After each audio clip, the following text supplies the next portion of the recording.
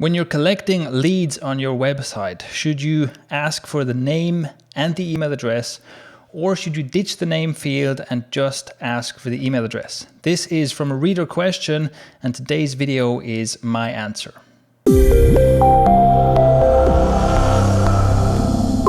Hello, I'm Shane Milach from Thrive Themes, and if you look at opt-in forms and lead generation pages, especially in the marketing and blogging space, you'll see a clear trend towards just asking for the email address and no additional fields. And this was also a clear change.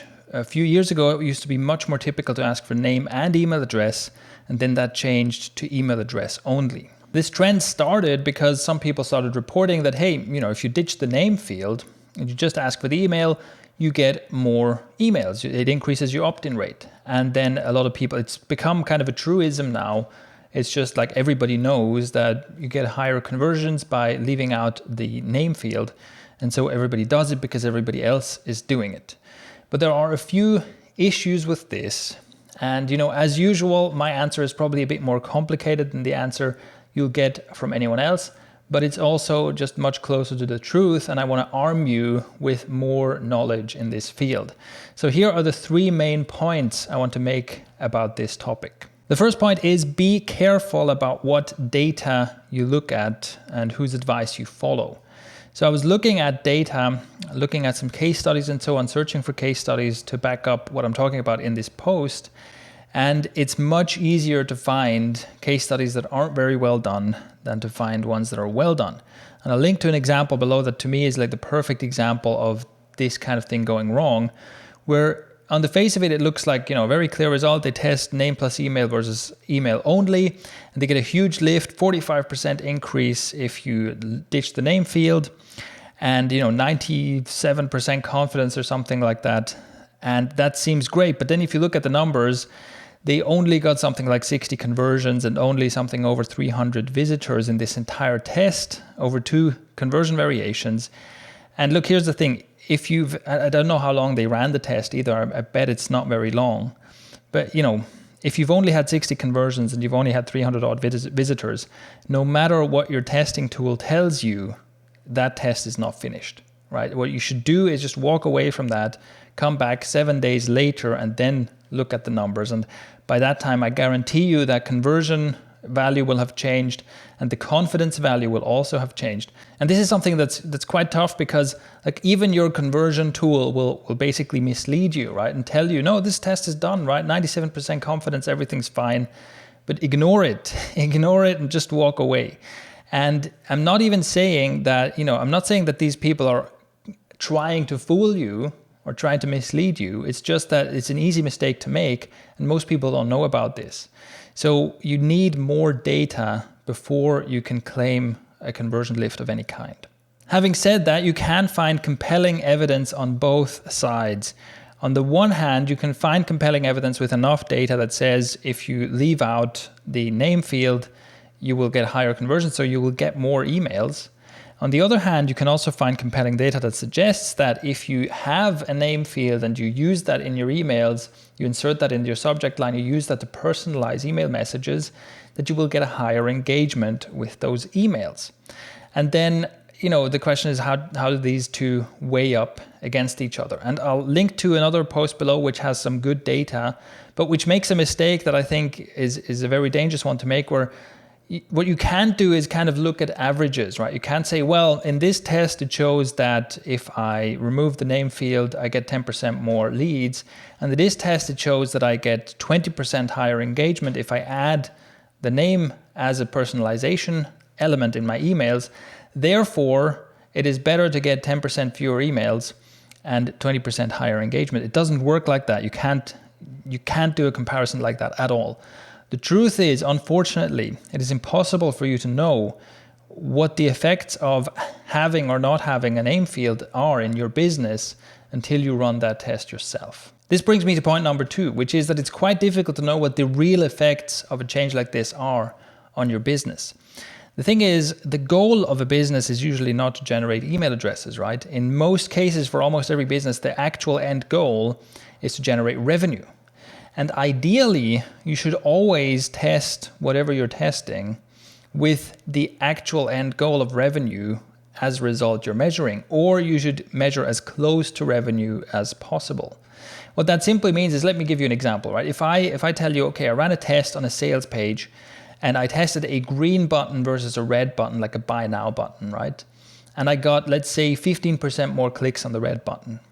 I think it's pretty obvious that that's a useless test, because it doesn't matter how many people click on that button. It's too far removed from the actual purchase, right? After they click on that button, they have to fill out a form, and then they have to complete the checkout, and the payment has to go through, and then the thing that makes my business run has happened, right? Then it's generated revenue. And so the click on that first button on the sales page is just too far removed from me actually making any money for that data to be any use. So if I'm going to test button colors, which is probably not a great test to run in the first place, but if I'm going to test button colors, I should measure which one of these button colors makes me more money. And the same is essentially true for emails. Your business's goal is not to gather email addresses. So what you'd really have to do to answer this question is you'd have to test two complete funnels against each other. One where you ask for name and email, and one where you only ask for the email address, and then have a follow-up sequence in each of those funnels, one of them using personalization in the emails, and the other one obviously not, because you can't. And then measuring, and the follow-up obviously would promote some kind of a product at some point, and then measuring which one of those funnels leads to more revenue. And this, if you think about this for a second, you can probably tell why, I couldn't find any test like this anywhere. You can probably tell why that is, because this is a difficult test to run. This is a complicated test to run, right?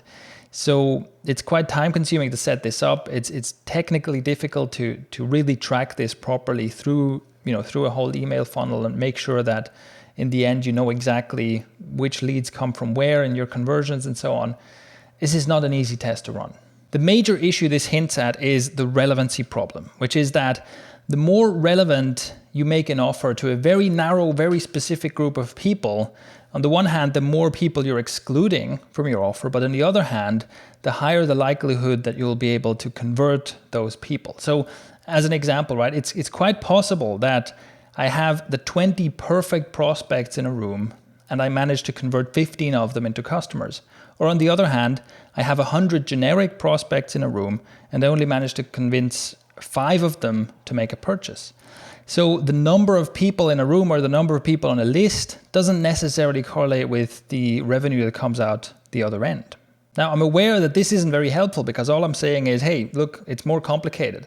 So that's just something to be aware of, right? If all you're measuring is opt-in conversion rate, that doesn't necessarily always translate into more revenue for your business. And this takes me to point number 3, which is really the main thing I want to get across in my answer. Because ultimately I can't give you an answer that says it's better to ask for the name or an answer that says it's better to not ask for the name. But here's the thing. If you look at Thrive Themes, at the Thrive Themes website right now, at the time of recording, we are asking for name and email address. However, we are not doing this because we believe that it's better for our business. This is simply an unknown in this business, okay? I'm aware that I simply don't know how exactly this would affect my business if I removed that name field. And this is really what it comes down to. I want you to be aware of these things, and I give these more complicated answers because I believe it's much better to be aware of your limitations. It's much better to know what you don't know than to be ignorant and just be like, oh yeah, I'm assuming that I'm getting a 20% better result because, some blogger told me that's what would happen if I removed the name field. So this is why, I'm giving this rather complicated answer.